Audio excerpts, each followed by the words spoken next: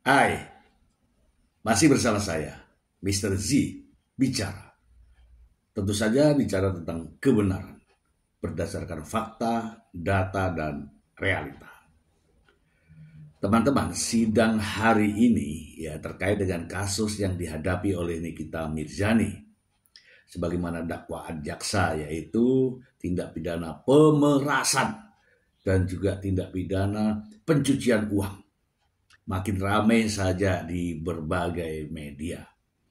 Jadwal hari ini adalah sidang pemeriksaan saksi yang akan hadir, kalau tidak salah dengar dari beberapa berita, yaitu ada Dr. Oki Pratama, Dr. Samira, kemudian ada Deviana, kemudian ada satu lagi siapa namanya Sokia gitu ya, Sheila Sokia. Yang menarik di sini adalah kehadiran Dr. Oki Pratama. Dr. Oki Pratama seperti yang kita tahu adalah ada hubungan dekat dengan terdakwa Nikita Mirzani. Dipandang dari sudut manapun, jelas Dr. Oki adalah teman dari terdakwa Nikita Mirzani. Dan teman-teman, katanya Dr. Oki Pratama dalam kasus ini menunjuk didampingi oleh pengacaranya. Saya tidak tahu siapa pengacaranya, tapi sudah ramai di berbagai media.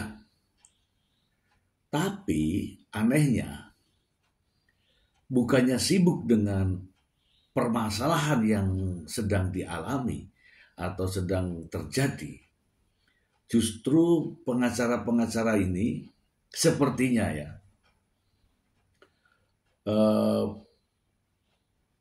perang, tanda kutip perang saraf si war di media sosial. Sama-sama pengacara Dr. Reza Gladys dengan pengacaranya Dr. Oki Pratama. Ini kita bisa lihat di berbagai media. Dan Anda bisa mengambil pelajaran di sini.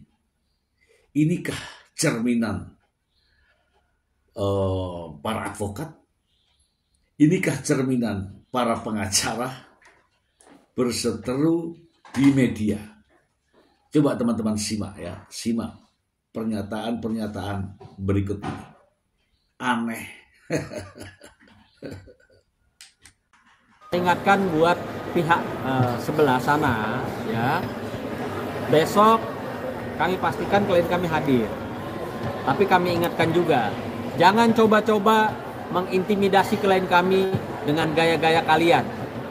Beramai-ramai, bergerombol, teriak-teriakin orang nanti. Hati-hati, pasti kami nggak akan tinggal diam.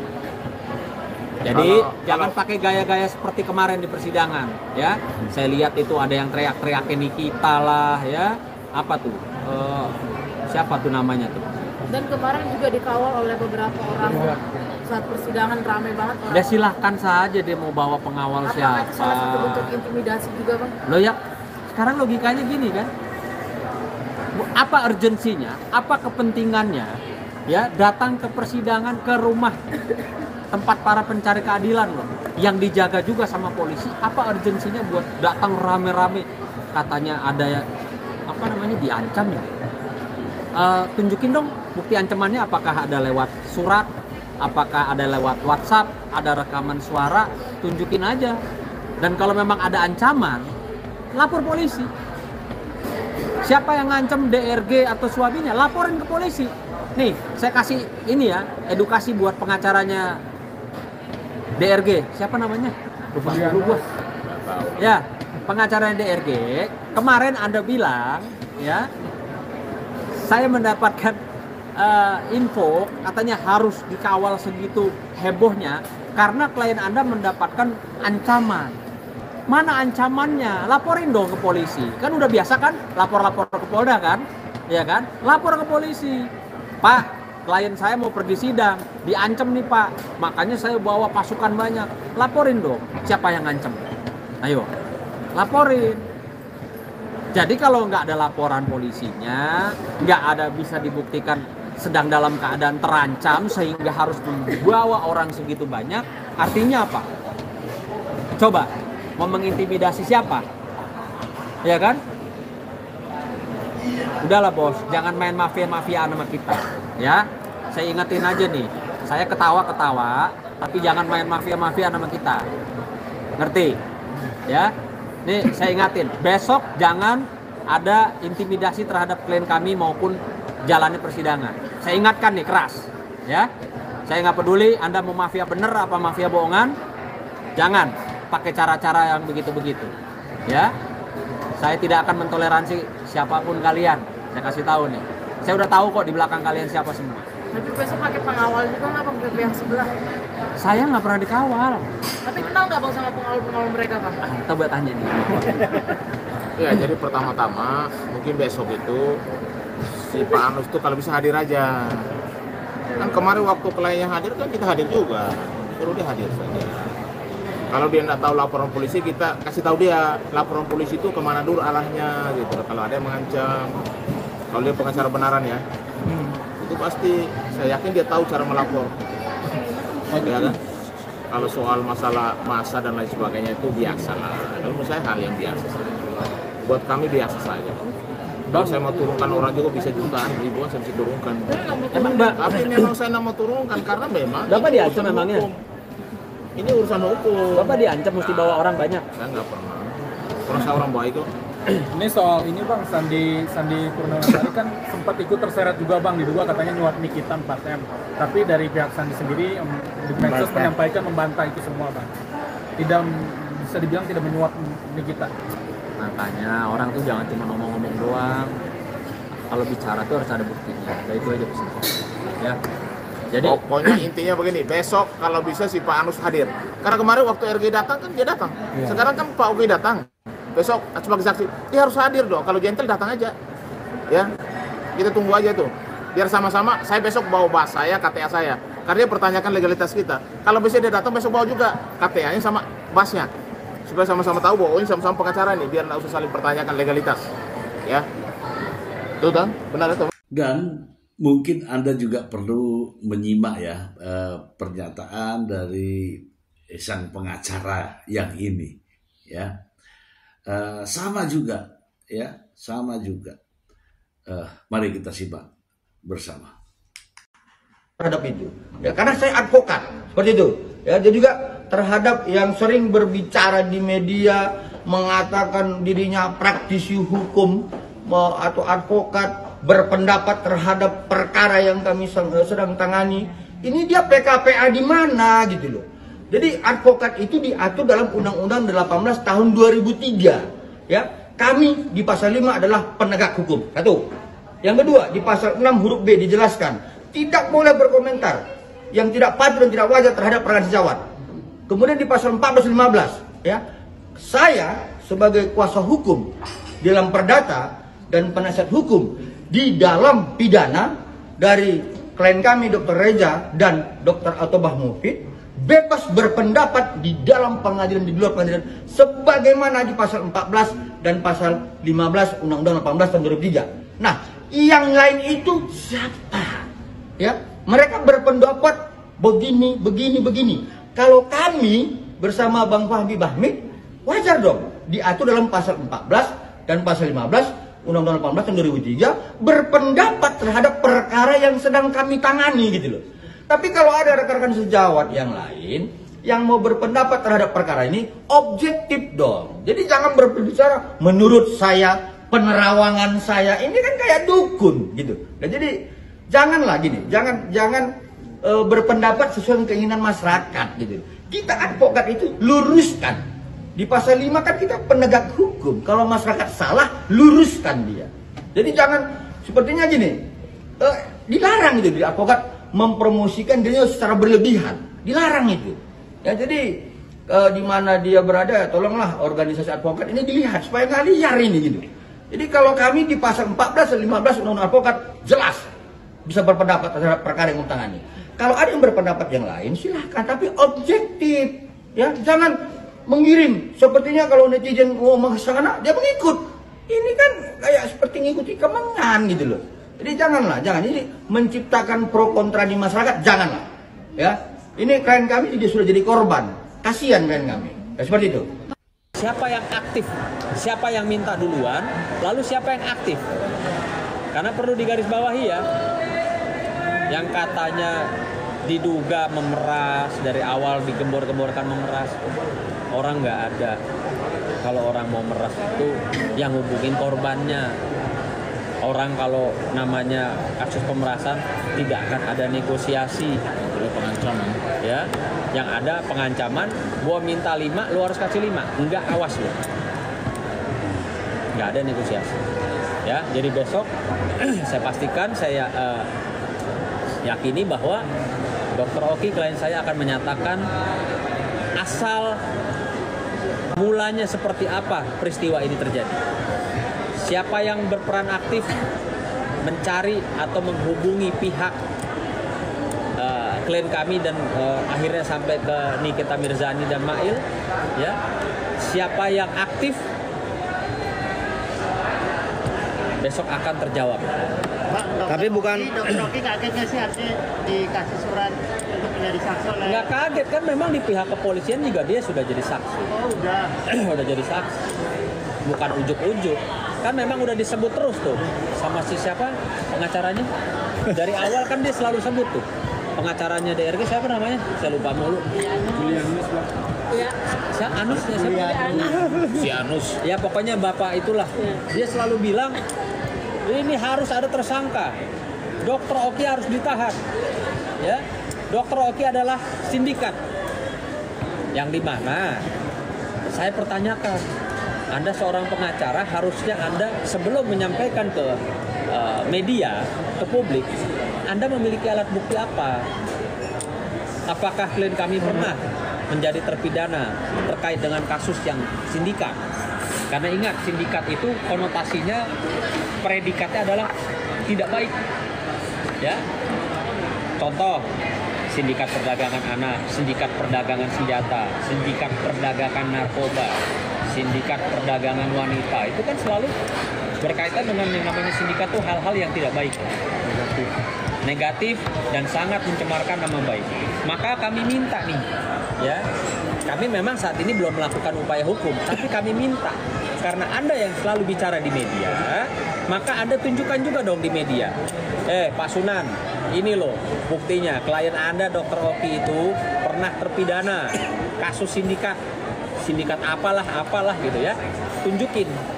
Karena kalau dia nggak bisa tunjukin, artinya selama ini yang dia sampaikan ke publik di hadapan media itu bertendensi fitnah, ya.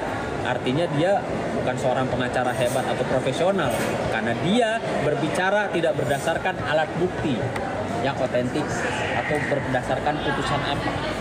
Oke. Bang, tapi bukan berarti kalau dokter ini nggak terlibat, Bang, ya. Ada peran juga ya, Bang, tapi tetap, Bang, ada di konflik antara RG dengan NM, ya, maksudnya mungkin memperkenalkan kan atau menjembatani. Sekarang gini lah, ini saya udah bilang ya, siapa sih yang meminta? Apakah Dr. Oki yang ujuk-ujuk nelpon? DRG, lo mendingan telepon Nikita deh, atau DRG yang menghubungi Dr. Oki klien kami. Besok kita dengarkan keterangannya. Gitu ya, biar kita nih tahu semua lah yang sebenarnya seperti apa, awalnya seperti apa. Maka saya rasa klien kami keterangannya itu juga sangat dapat mempengaruhi nanti keputusan majelis hakim, karena dia akan menyampaikan apakah dia yang menawarkan ya kepada DRG, lu ada masalah ya sama Nikita, lu mau nggak gue damein, lu mau nggak gue temuin, lu mau nggak gue kasih nomor teleponnya, atau DRG yang menghubungi klien saya meminta untuk bisa berkomunikasi dengan Nikita. Nah itu beda ya, dibedakan ya. Klien saya yang aktif, gue lihat lu lagi ada masalah ya sama Niki, mau nggak gue jembatanin, mau nggak gue temuin, mau nggak gue damein. Seperti itu kah? Atau berbeda? Gitu. Karena hukum itu betul-betul kita harus lihat benang merahnya. Siapa yang berperan aktif, siapa yang pasif, siapa yang menjadi korban, siapa yang menjadi pelaku. Gitu. Bang, soal percakapan viralnya Dr. Oki sama Rizal Gadis itu gimana bang? Terkait Percakapan apa ya? soal pemerasan maupun dugaan terkait hukum Niki lah gitu. Alat buktinya apa? Udah Itu sih bang udah tersebar. Udah bocor juga bang. Udah bocor gitu bang. Nah, yang bocorin siapa? Yang rekam siapa? Yang percakapan ini loh bang. Enggak, itu yang rekam siapa? Nah itu kurang tahu bang. Cuma di Jangan bilang kurang tahu. Orangnya sudah ngaku kemarin di persidangan kan? Cuma itu yang ngerekam kalau tidak salah suaminya. Suaminya merekam. Pertanyaan saya nih buat suaminya DRG, apakah saudara sudah minta izin kepada siapapun yang Anda rekam? Apakah Anda sudah mendapat persetujuan dari orang yang direkam? Atau bagaimana? Atau tidak? Ya, misalnya saya sama Bang Nahak, kita ngomong, Bang, ini pembicaraan kita, saya rekam ya, abang berkenan nggak? Misalnya, kalau beliau berkenan, ya sudah. Tapi itu pun juga bukan artinya untuk disebarluaskan.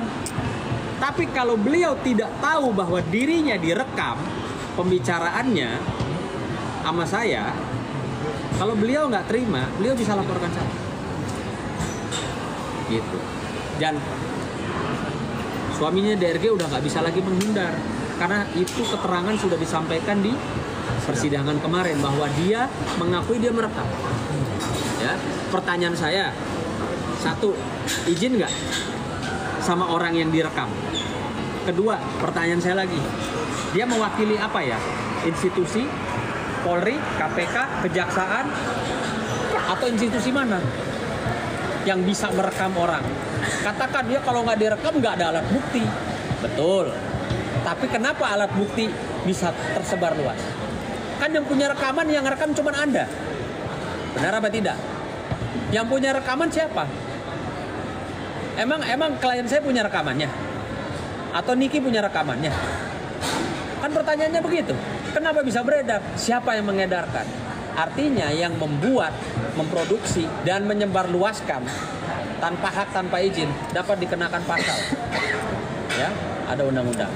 Berarti ada wacana juga terkait pengakuan itu untuk buat sebuah laporan. Saya nggak perlu sampaikan wacananya bagaimana gimana. Tapi nomor satu, karena ini sudah menjadi perhatian publik, biar publik dan para penegak hukum, orang-orang pinter, profesor dan lain sebagainya, ahli pidana, ahli hukum akan menganalisa kasus ini. Teman-teman sudah melihat ya betapa ironis ya ketika sama-sama ini seorang pengacara nih, sama-sama dibayar oleh kliennya untuk memberikan edukasi, bukan untuk mencari pembenaran masing-masing, ya, bukan untuk mencari pembenaran masing-masing. Nah, tetapi nampaknya mereka sudah mengeluarkan jurus-jurus di luar proses persidangan, ya, di luar proses persidangan. Ini terlihat jelas ya, bukan argumen-argumen hukum yang dikedepankan, tetapi adu kekuatan, adu kepintaran, adu kecerdasan, adu siasat, tapi di media sosial. Sementara yang diharapkan adalah adu argumen cerdas di persidangan. Ya, itulah faktanya ya. Itulah faktanya. Dan ini terjadi di saat kasus yang dijalani oleh Nikita Mirzani. Saya melihat ada kubu pro dan kontra, ya. Dan pengacara memiliki pendapat yang berbeda-beda.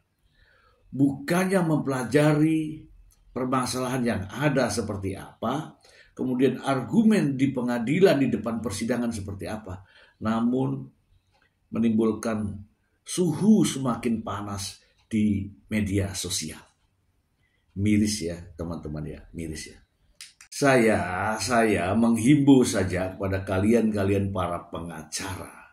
Kalian para pengacara, para advokat itu dibayar untuk memberikan pendampingan hukum, untuk memberikan konsultasi hukum, untuk memberikan pencerahan tentang hukum. Bukan membenarkan yang salah, bukan membenarkan yang keliru, tetapi Anda harus mendudukkan posisi Anda untuk mendapatkan kebenaran. Kalau yang salah, ya bagaimana cara Anda mengedukasi kesalahan itu? Mencarikan celah untuk mendapatkan solusi, bukan membenarkan yang salah.